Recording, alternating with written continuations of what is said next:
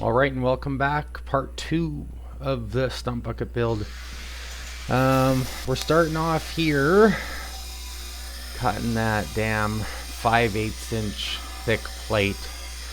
This is the day I decided I needed to get myself a plasma cutter. For years I had an oxyacetylene, and for years I didn't use it, and ended up selling it a few years ago, and didn't do brazing anymore. But you know, something like this, and there's so many little projects, and I was going through so many cut-off wheels that I thought, you know what, the stump bucket would have been a lot easier already to build with a plasma cutter. So went online and I looked, and I ended up finding one shortly after this. But in any case, I'm cutting out the teeth here. Arbitrary amount of teeth, you know, something around 30 degrees, you know, to spear and puncture enough. The roots that's going into as well, I added a chamfer after I cut them to help dig in. Here I am using my trusty air hammer again.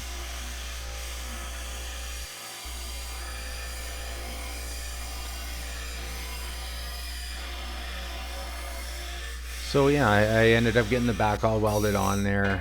You can see it's bowed out a bit, or bowed in I should say.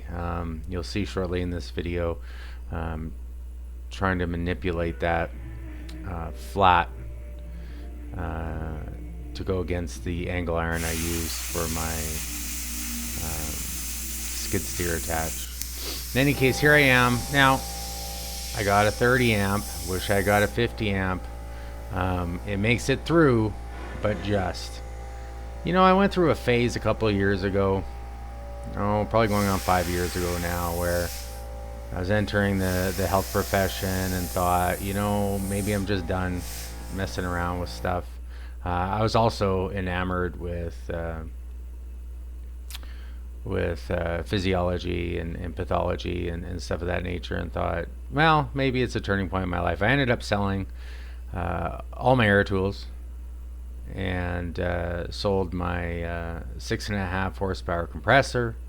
I sold a lot of tools. Sold my oxyacetylene.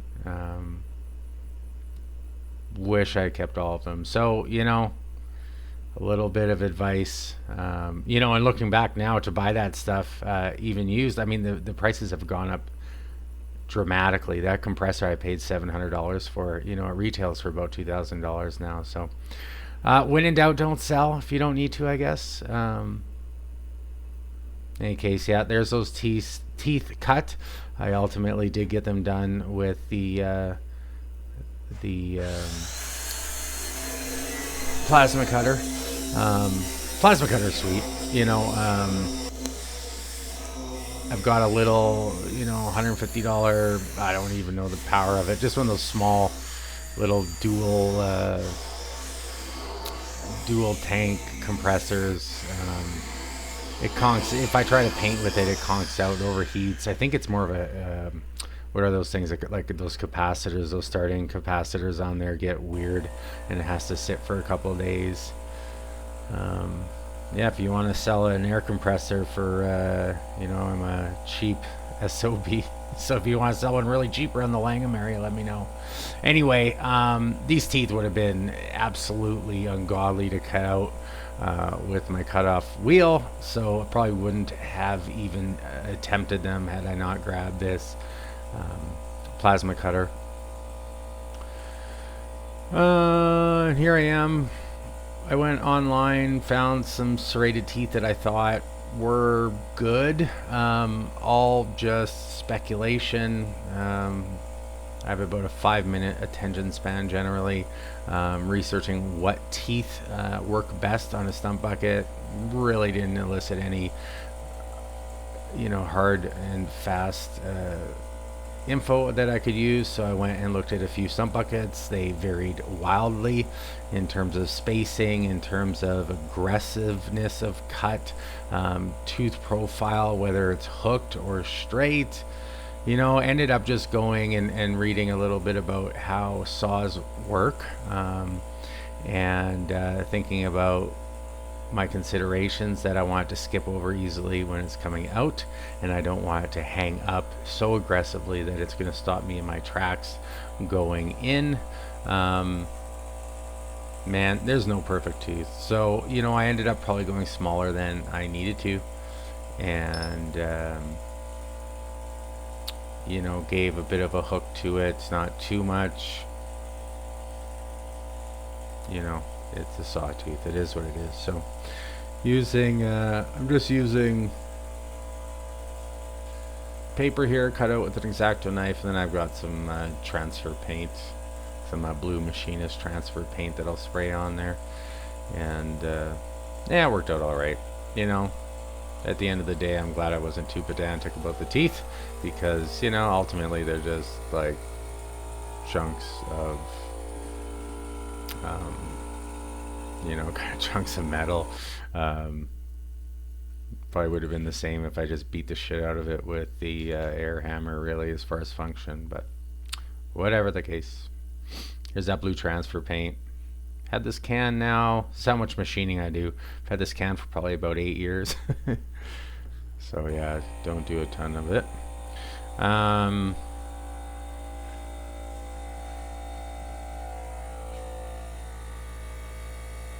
That's what I ended up with. They'll skip right over going in, which is what I wanted.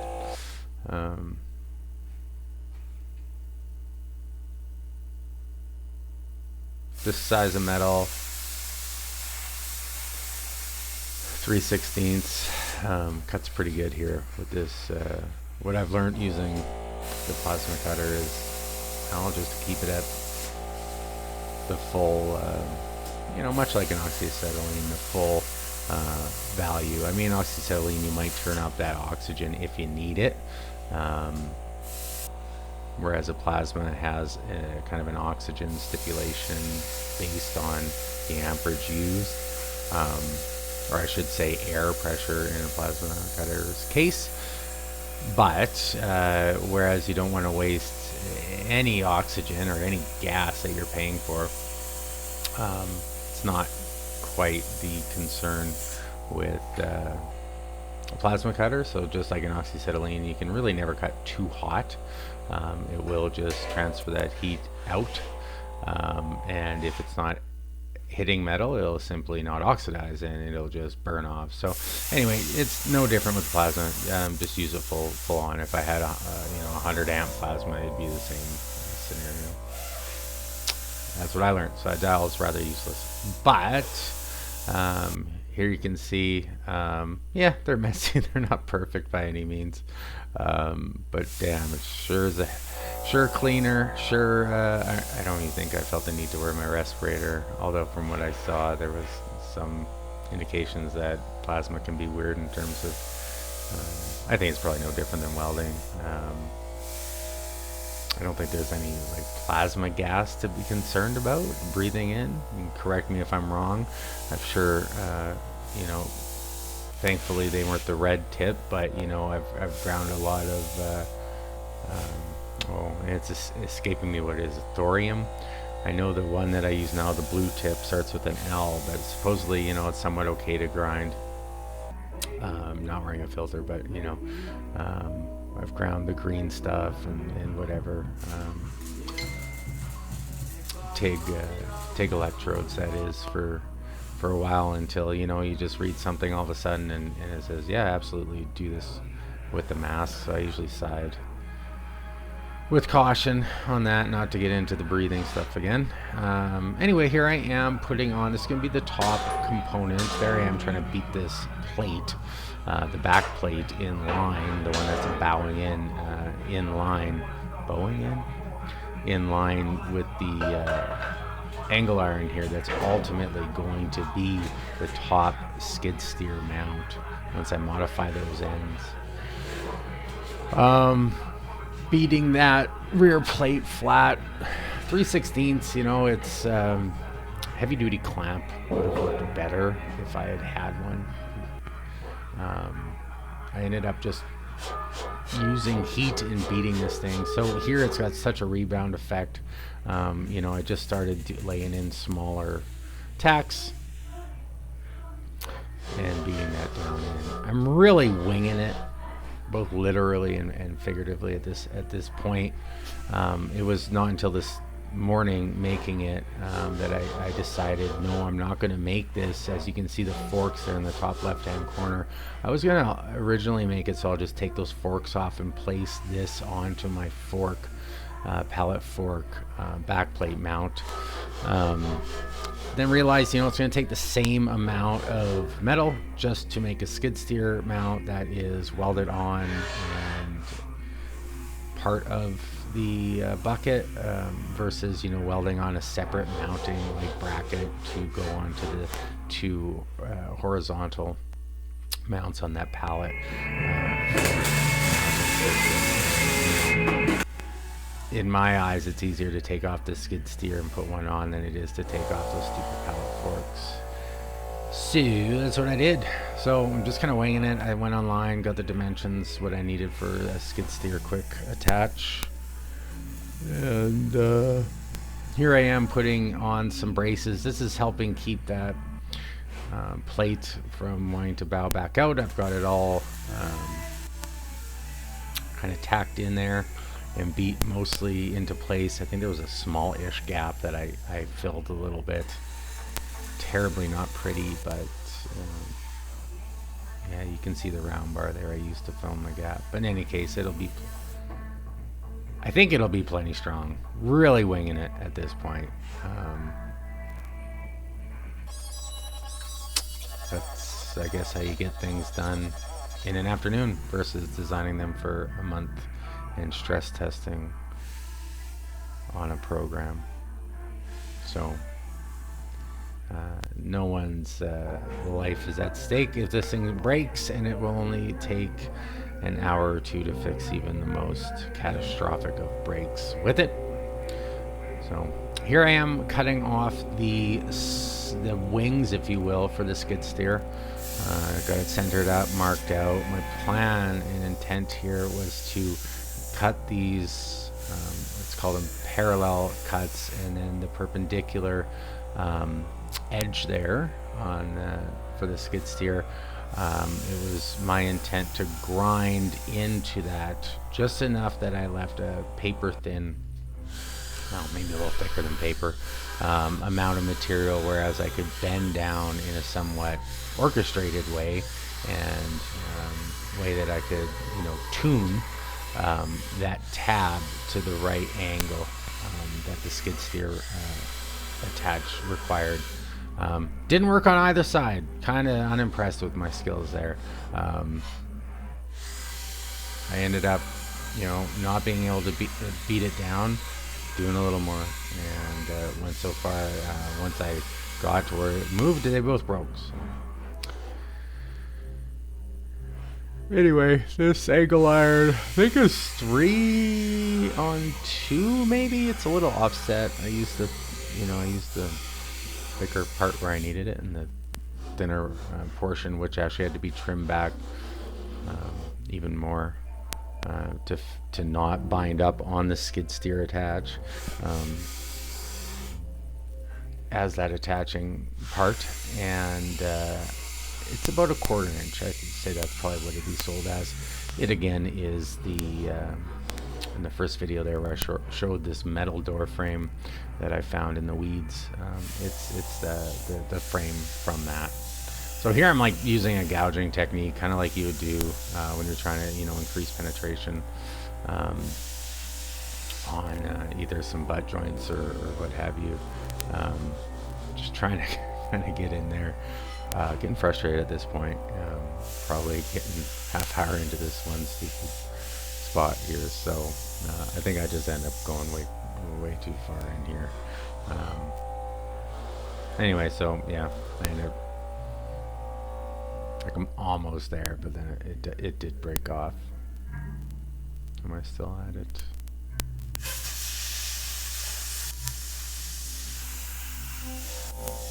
Yeah, still fighting it.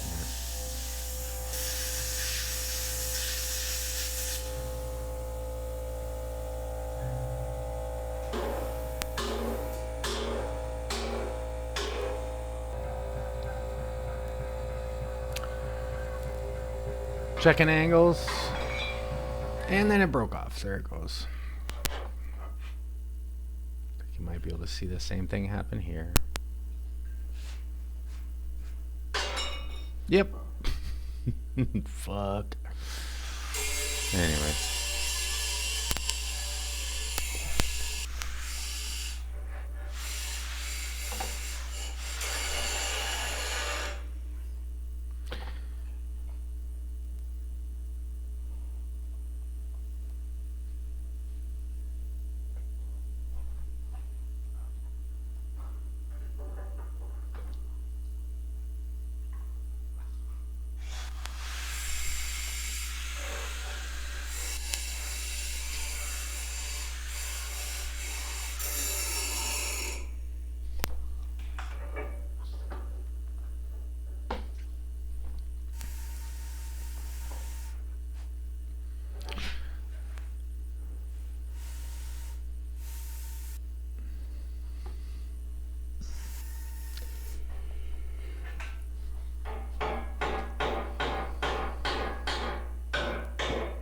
Kind of finicky, kind of. I mean, probably.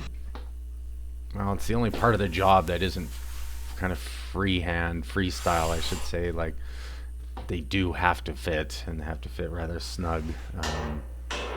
So, tweaking it here and there.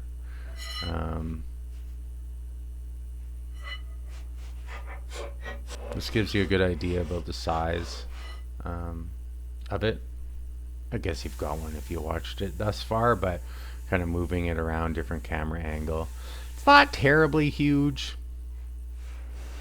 I think if anything, I might just have gone, I don't know. I haven't bent a cylinder yet, and it's done what I've needed it to do. When I watch video, and you'll see at the end here, I'm trying to work out a stump, for which I couldn't get out with this bucket. This thing really works good just to dig and loosen up soil that you can go at with your 50, 54, 60-inch bucket thereafter. For like tearing up roots, I mean, on a 2601, a 26 horsepower tractor, I don't even know the weight of the tractor. You know, and the way the cylinders interact with the tilt curl function, I mean, they're fully extended when you're pointing this down. This thing would kick ass on a skid steer. You could do some damage with it. But realistically, a tractor that size, no matter what kind of implement you got on there, is only going to be able to tackle like maybe a 6-inch round, maybe 8-inch. You know, it depends how much time you want to spend slamming your tractor into it. Stump. So yeah, just a forewarning, I guess. That hadn't really been disclosed in any of the literature or videos I found on the capabilities of my size of tractor.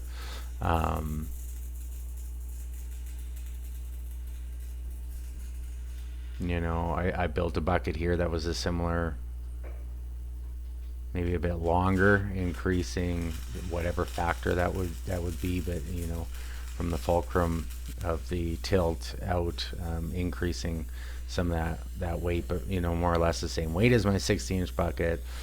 So you know, maintain that lift capacity as I used to, and that's kind of what I went off of, and I knew I wanted to dig with it, so more of a digging bucket, I guess. But yeah, it would work really good on a skid steer. Might talk my buddy into lending me a skid steer next summer if I don't get the stump work done. I want to while renting a backhoe. So anyway, welding up, those tabs are in place, they're good. Putting in some little tabs there on the, I guess, medial portion of the top track, and as well the lateral there, just adding support so those tabs don't bend. Getting them, welding the hell out of them there.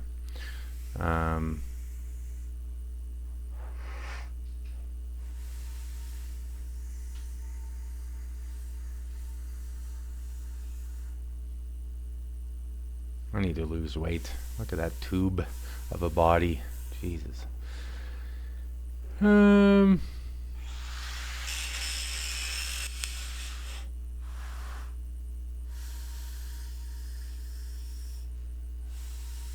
I guess if you didn't watch the other video, I'm using a MIG, running it on flux core. It is, what's the small one?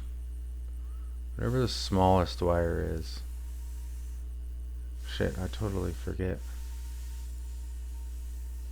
It's the small one though. I mean, I'm running it on, I think, 100 amps, maybe 130, for tacks and verticals and stuff like that. And then anything that's relatively horizontal, and then I need heat for, I'll use my stick welder or multi-process welder there, with a 7014 rod.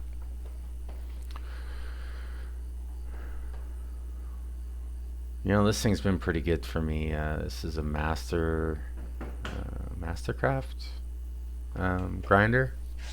Got about 10 million hours on it.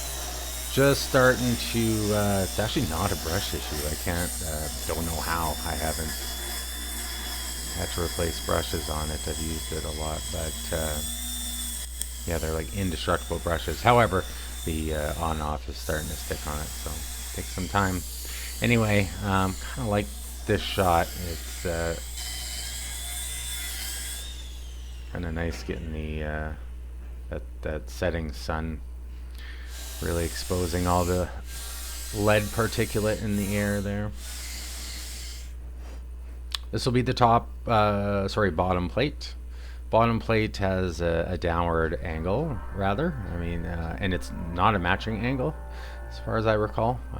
Obviously, you'll need to do your homework if you're going to make a skid steer attachment in any case, but yeah, I recall it's not matching, so probably wouldn't want it matching, because it would like to come out if it was. Here I'm just finishing up some tacks there, and then it's this bottom bit's going to cover. This is the point where I realized, you know, you can see the cinder block up there. I really arbitrarily set that block there. It looked good in terms of height, but then I realized, well, shit, if I need this to fit the skid steer, now this plate's actually going to be below the bottom, and I won't be able to get a smooth, clean dig with it. So I would have done that differently. Not that I found the need to do that so much, but I'm sure there will be a time that I would benefit from that.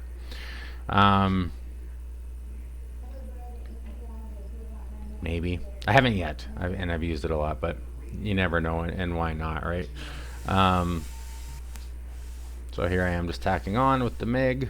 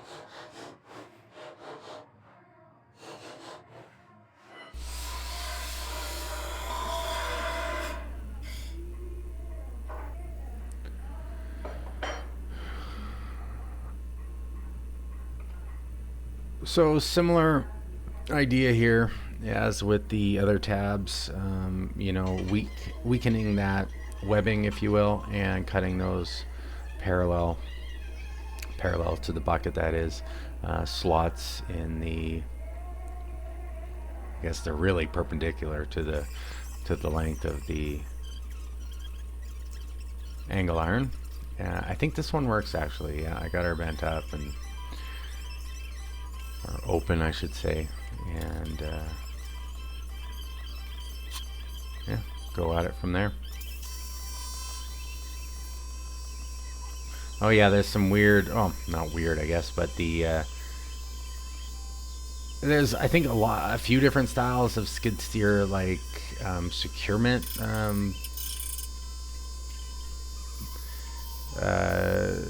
ways. You know, my tractor has one pin that goes down through one hole. I just made that hole. I know when I looked up templates for skid steer attach openings and stuff, there was like a few possibilities. So I was tempted at cutting both the holes that it called for in there, just because I worry that maybe if I got a different skid steer machine over, it wouldn't work on here. But not really foreseeing any time that would happen. And if I ever sold it to someone, I guess I'd either offer to do that for them, or they could do that themselves if it didn't fit their machine. I wasn't really worried. At this point in the project, I'm also getting to the point where I'm wanting to just get done. Getting tired of it at this point. So, you know, one hole it was. Yeah, so you can see there, I'm actually using the plasma just to cut the high point of that webbing off, or the very corner, the toe maybe. And then here just grinding in slightly, touching through on the wrong place so I can bend that out without it breaking. And yeah, so for whatever physics reason, angle iron likes to bend out without breaking versus bending in, which doesn't completely make sense to me. You would think if you're taking metal off of the backside here like I am, it would actually bend in easier without breaking. Anyway, important. Here I am tying this bottom piece in.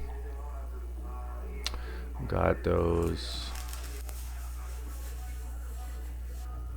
I beefed up the medial aspect of the flanges there quite a bit. And I'll do the outside shortly. I knew it was going to take a lot of pressure, both, you know, not just weight from the bottom, which would tax the upper tabs. It was going to take a lot of back and forth stresses. So hence why I'm really building up the bottom as well.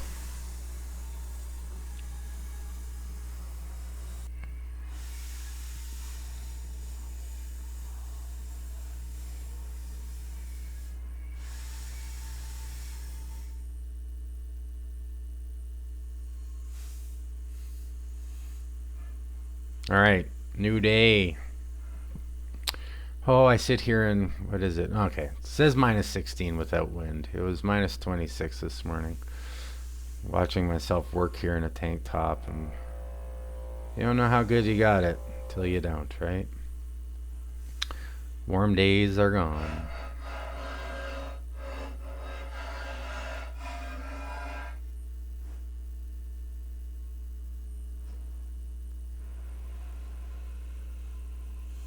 Good example of what you can do with your old nursing shoes to any nurses watching this.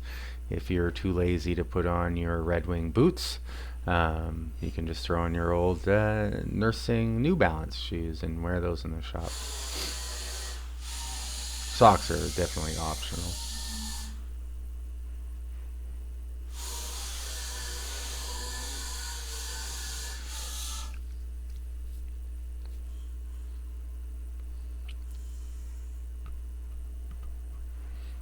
So I'm adding some perpendicular supports here to the side. I was tempted just to roll with it.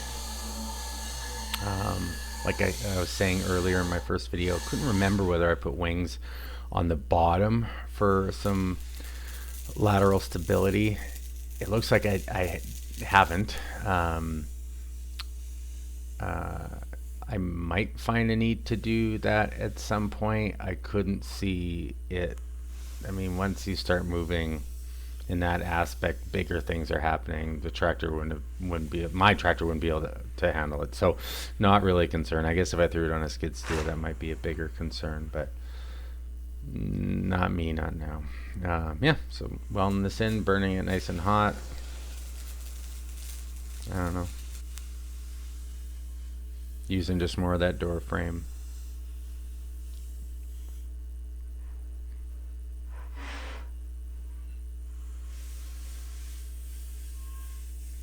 I think I started using maybe no, I still got the hammer there. Around this time though, I don't know if it was this project, but it was on sale for about $20. One of those needle scalers for the air hammer, and I mean, there's the idea that it de-stresses the weld. I think in cast iron welding they really recommend it. But just getting the scale off of that, the slag I should say, off of the welding rods welds there, it's great. It's so good. I think it's Cutting Edge something or other I follow on Facebook, and he always uses it. I think he actually uses FluxCore MIG, if that makes sense, but uses it for that as well. Yeah, works really good. I recommend it for how cheap it is. The scaler, however, if you want to like scale off rust with it, don't kid yourself. It doesn't scale off rust like this. I mean, that thing's made more for like marine applications where you're like taking off copious amounts of rusty, slaggy, barnacle stuff. So yeah, if you're trying to like clean, like I don't know whether or not I should get a soda blaster or a scaler to prep for paint, they're just not the same thing. They complement each other, but and taking off, let's say you got something with 10 layers of paint, taking the paint off before blasting, totally. But anyway, here it is. It's like done. And here I am abusing my tractor with it. As you can see, slides in nice to the earth. You can see the pit kind of in the back there. It's actually, there'll be I'll have a short little clip here coming up of digging out that pit. There's 3 stumps here. Those stumps are similar size to that back tree there, so maybe about 10 to 12 inch in diameter, but they're tied together with roots. I'm not going to be able to do it with this tractor. I spent maybe an hour going back and forth at it here, making not much work. Seeing this on the video, I see those fragile, spindly FEL cylinders just maybe wanting to bend. It makes me think, this thing's a bit big for the tractor. So I don't know. I dug a lot with it this summer and I didn't have any bending issues. I like the depth. I'm on the fence as to whether or not I'd ever change it, because I'd rather just be mindful of how my tractor's feeling and what I'm going into in terms of density, and actually have that depth at my disposal. But yeah, I don't know what else to really say about that. It's hanging on good. There were some final adjustments I had to do here and there. I think I had to shim up that, actually I used it for I think a morning, and then it was a little wobbly, and I noticed there's about a 1/4 inch of play on the bottom. Basically the spacing of this skid steer was a little wide. I obviously went just a little wide to ensure it would fit. I shouldn't say obviously, but just kind of winging it and rushing it and going off of dimensions found on the internet. They go a bit big, and anyway I ended up spacing it up a little bit to work. With a purchased Worksaver pallet fork, I had to do the same thing. It was a little, so I'm not that bad. It was a little wide as well, but yeah. So that's it going. This is this earth's been trampled for many a year. It's not soft. That's it. The topsoil is, not that I know much about topsoil, but it does have a fair amount of sand in it. It's not like it's clay right off the hop, but it's, fairly organic. You can see it's not all sand. Definitely no clay at this level. You might see in the pit back there, I got down to the clay level. And of course, it has to work a bit harder to get in there, but you do meet the limit of the tractor's hydraulic forces often with this thing. I think they're 2,200 pounds, if I'm not mistaken. I'm running either a back blade on there right now or a ballast, which is about, well, the blade's maybe 300 pounds. Ballast is about 800 pounds.